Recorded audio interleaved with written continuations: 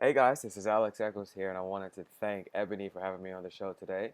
This is 8 questions in 8 minutes, and just to give you a bit of background information on me, I'm a best-selling author, and I absolutely love to help other people create online businesses based on their passions, so around much more of their lifestyle.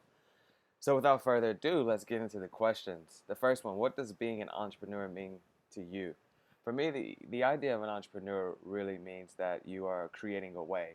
You're creating a path for individuals throughout the world that was not there before. And also, in a very traditional sense, an entrepreneur is someone who creates and finds solutions for problems.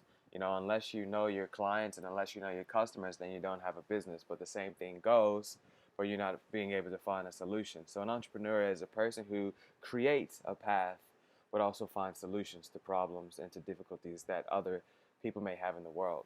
Number two, what did you want to be when you grew up? There's a few things. When I was about fourth grade, I knew I wanted to be someone similar to Walt Disney, and not because just because he had such an imaginative mind, but because he made so many people happy throughout the entire world, and a lot of his legacy came after the fact of him passing away. But he's been able to bring so much happiness to people throughout their lives, and that's something I've always been really, really interested in, and I still am.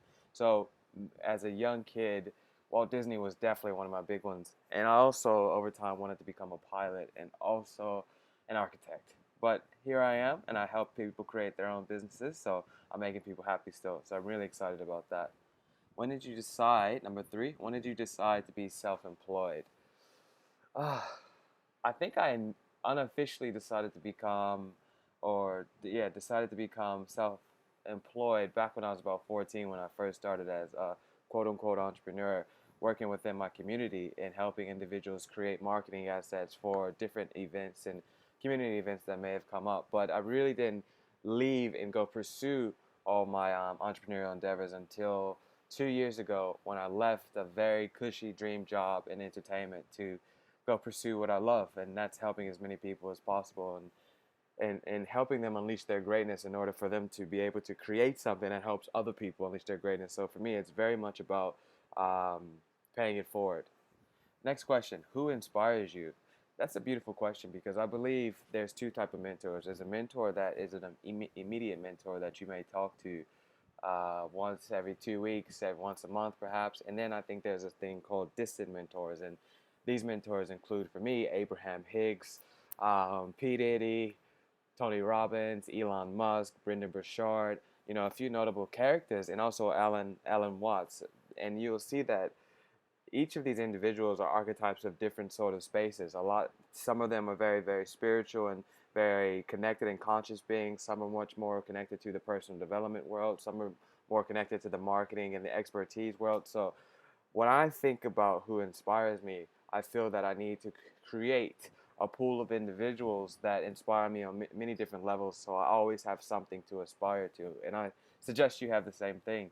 What is a non-negotiable in your schedule? My morning routine, and that comes down to my meditation. It comes down to me listening to a thing that I have called my 3-year manifesto, in which I've literally recorded my voice speaking my next 3 years of my life into existence. So I listen to that every single morning, and it gets me into my routine for the day. It puts me on the correct path for my day because I know I can be a lot more focused when I know what I need to do and what I need to focus on. So that's my non-negotiable. And also giving gratitude each morning and really being thankful for everything I do have because honestly, we don't have to be here, but we are. Uh, Next question. What makes you feel ARG? Um, that's a very good question. I think there's a lot of things that could make me feel ARG. I don't even know how to pronounce this. ARG, like a pirate. There's a lot of things that can make me feel that at times, but I think gratitude really does neutralize a lot of things as far as negative sort of things in our lives. Um, I guess in the sort of immediate time, I've been traveling quite a bit over the last few months, and I just got to LA a few days ago from Sydney, Australia, where I've been based for a few years. And I think kind of falling off my routine, or definitely falling off my routine for a few days, makes me feel a certain way, and also not going directly into a place where I can be very consistent, because it's an idea like when you are creating a business, are you working inside your business or are you working on your business? And that comes down to thought patterns, but also comes down to ideas. And for instance, I'm staying with a friend right now, so there's certain things that I have to adjust because I'm adjusting to their schedule.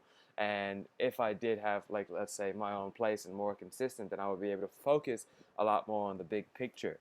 So that's just one thing, but not really anything, because I try to focus on the beautiful things. I try to focus on the gratitude as much as I possibly can.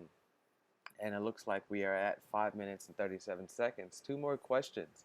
Number 7 is, what do you do that helps you to feel more I think I already went through this, because that goes into my number 5 and my number 6 with my non-negotiable.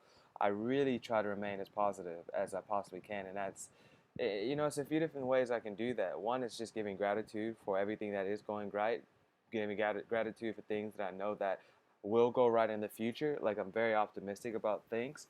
My second thing that I would have is my listening to my 3-year manifesto. So what I've done exactly is recording my voice, answering different questions regarding my why, regarding my core values, regarding where I want to be in 3 years, and I listen to that on a daily basis. So that really makes me feel more awe, especially at the end of the day when I'm able to look back and be thankful as heck, because I actually did do what I needed. I did what I needed to do that day simply because I had a path. I had my focus from the beginning of the day. And we're at 6 minutes and 40 seconds, and we are at number 8. What would you like your epitaph to read? And I love this question because not many people know what this word means, but I've had this question in my mind, and I've had this answer in my mind for a very, very long time, and it's changed a few times. One is, on my epitaph, which is also a tombstone for people who don't know, it would read, "Damn, he died doing it all." So that's one thing, and that does not take away from the idea of focus. It just focuses a lot more on the idea that I want to try as much as I possibly can and serve as much as I possibly can while I am alive.